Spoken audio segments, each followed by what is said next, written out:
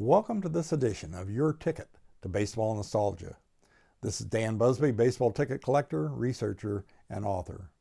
My first baseball book was entitled Before and After Babe Ruth, the story of the New York Yankees as told through the lens of tickets and passes. In this edition of Your Ticket to Baseball Nostalgia, we're covering the 1951 National League Playoff Series. This is all based on my book, Before and After Jackie Robinson, a story of the Brooklyn National League team as told through the lens of tickets and passes. Today, I'm sitting in a couple of old seats that were used at Wrigley Field decades ago.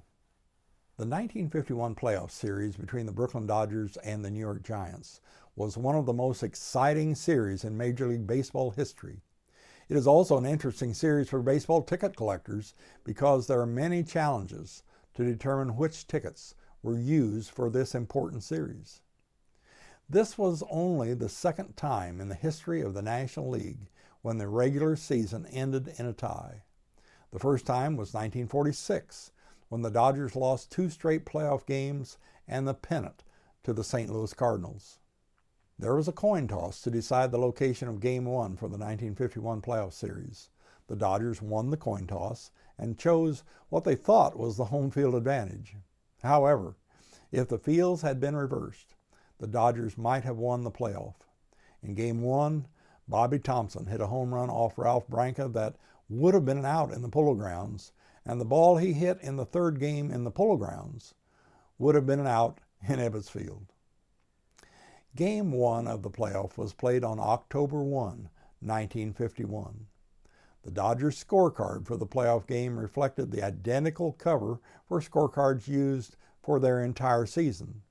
Thanks to the insight shared by my good friend Howard Hyman, we know that the only way to confirm that this is a Brooklyn playoff scorecard at Ebbets Field is that the names of Bill Sharman, Brooklyn outfielder, called up from the minors on September 27, and Steve Lembo, Brooklyn catcher, called up from the minors on September 19, are reflected on the Brooklyn roster.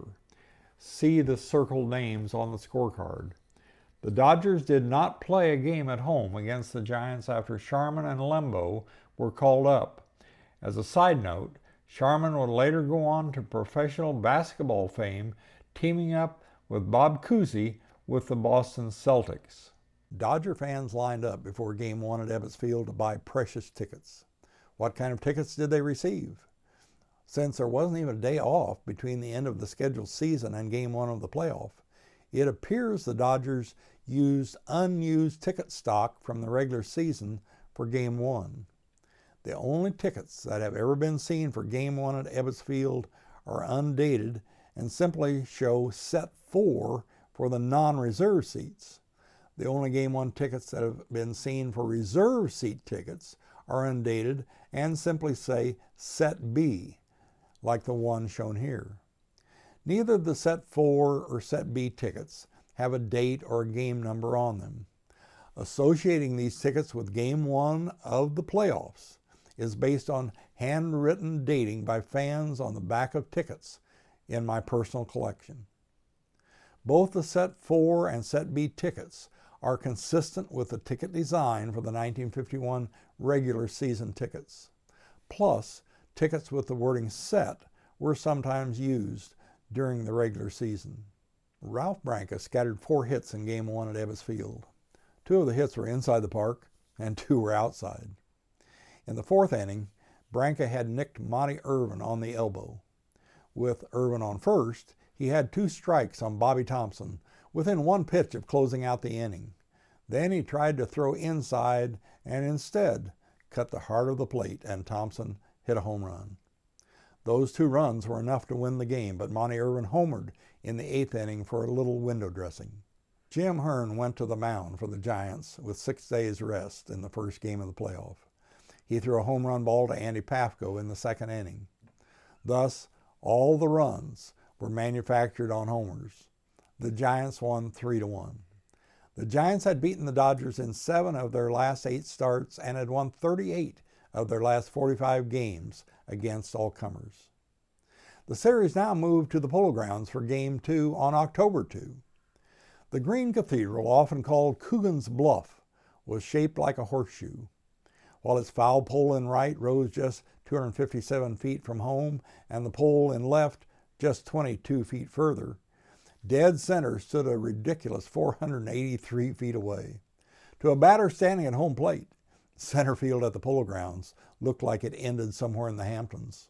Even though the Y, sub A, and 7, sub B, tickets do not have a printed date because of the handwritten dates on the backs of these tickets and others that have been seen, it is highly probable that the Game Y, sub A, and Game 7, sub B, grandstand admission tickets were used for Game 2, and the Game 9, sub B, tickets were used for Game 3. The A under the Y confirms that the Y tickets were leftover ticket stock from 1950. The 1950 Giants tickets reflected an A under the game number, and the 1951 tickets reflected a B under the game number.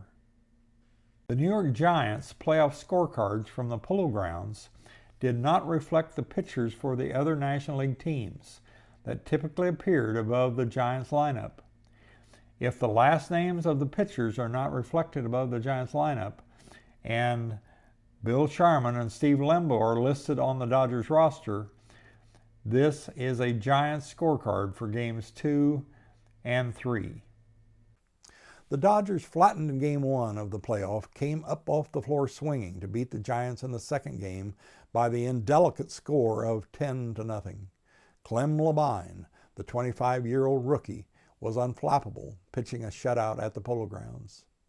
The day was misty and rainy, on and off. Not a great day for pitchers, but young Labine let nothing bother him. He sat out a rain delay of 41 minutes in mid-game, an interruption most pitchers would not have survived. The Dodgers provided Labine 13 hits off of Giant pitchers Sheldon Jones, George Spencer, and Al Corwin. Jackie Robinson blasted the first pitch to him into the left field stands to give the Dodgers a 2-run jump in the first inning. Gil Hodges, Andy Pafko, and Rube Walker also hit the long ball.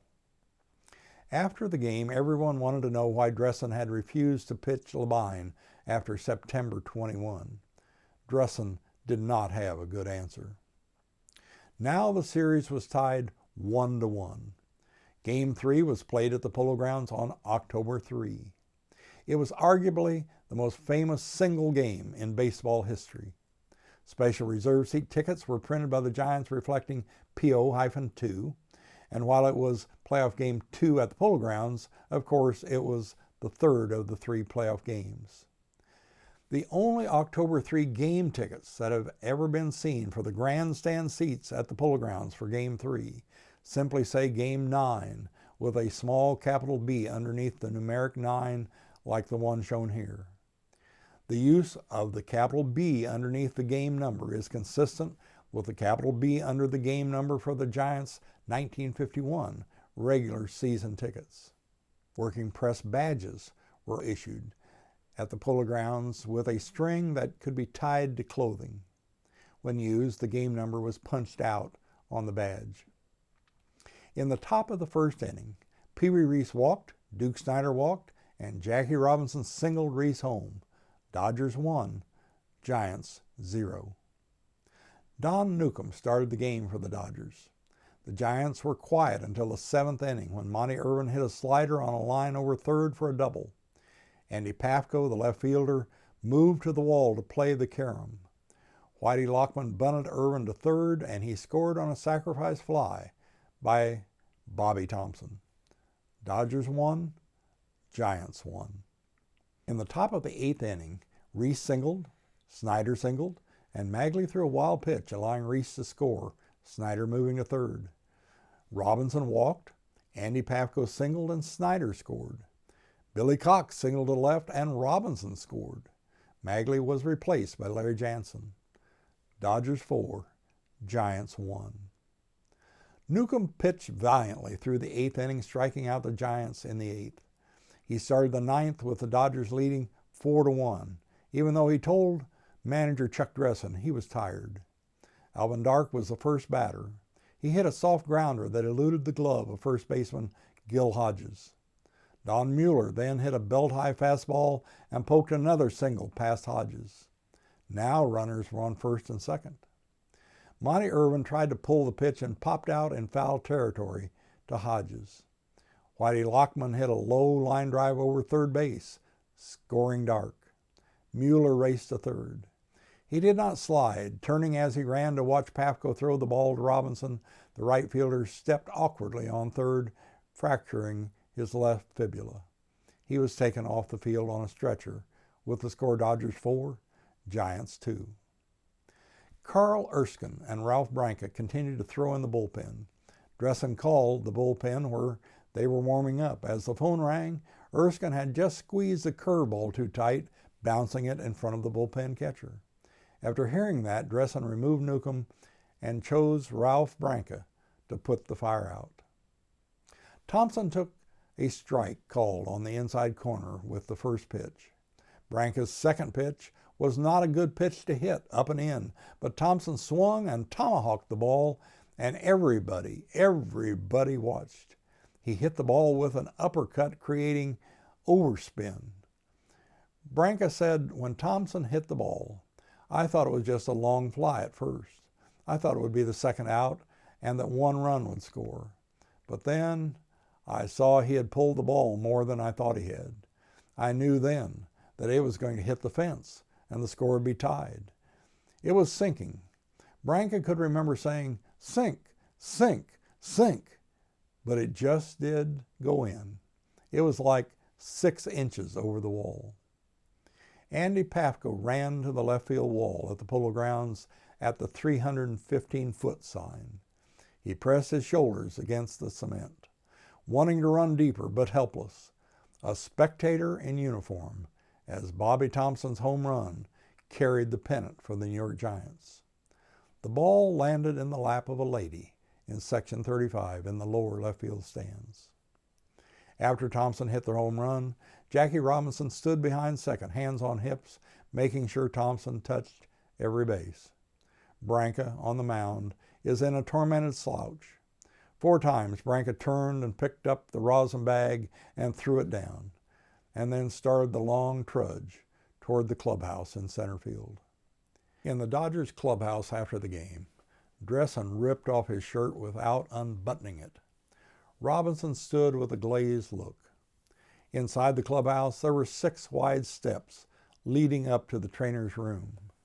Branca pitched his body up those steps, face down, after removing his shirt with number 13 on the back. It would be the last time he would wear the number 13. For over 50 years, debate swirled about the possibility that the New York Giants were stealing the signs of opposing teams late in the 1951 season. There was a conspiracy of silence among the participants until reporter Joshua Prager soundly documented the scheme in a front-page article in the Wall Street Journal on January 31, 2001, and in his book, The Echoing Green. The New York Giants performed the heist of the century as they won the 1950 National League pennant using a high-powered telescope and a buzzer system to steal signals and relay them to the Giants' batters. Based on interviewing all the living members of the New York Giants team, Prager determined that the Giants placed a powerful telescope in one of their clubhouse windows in straightaway center field at the Polo Grounds, aimed it at the opposing catcher some 483 feet away. The telescope was barely visible to the naked eye and enabled a Giants coach to steal the signs and signal them to the Giants bullpen, which would then flash them to the Giants batters. Prager said the Giants hired an electrician in the off-season to install copper wire and a buzzer system running from the clubhouse to the dugout in readiness for the 1951 season. The man behind the telescope was generally Giants coach Herman Franks.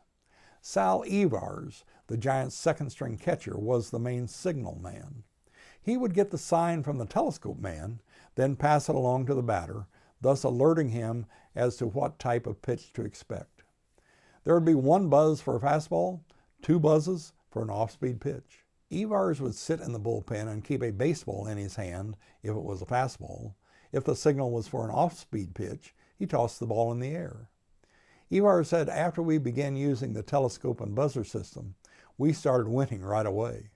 With our hitters knowing the pitches, we couldn't lose, at home, that is. An important question, did Bobby Thomson know the fastball was coming in the bottom of the ninth? Author Joshua Prager asked Thomson if he took the sign. Thomson said, "I'd have to say more no than yes. I don't like to think of something taking away from it." But Sal Evers, Giants' backup catcher, said, "Have you seen the newsreels of Thomson swinging? Bobby leaned into that ball like he never did before. He practically leapt at it because he knew what was coming." The Dodgers lost the 1950 pennant in the 10th inning of their 154th scheduled game. The year before, they won the pennant in the 10th inning of their 154th scheduled game. And so 1951 became the third year in succession that the Dodgers figured in a photo finish. The Dodgers had already printed tickets for the 1951 World Series.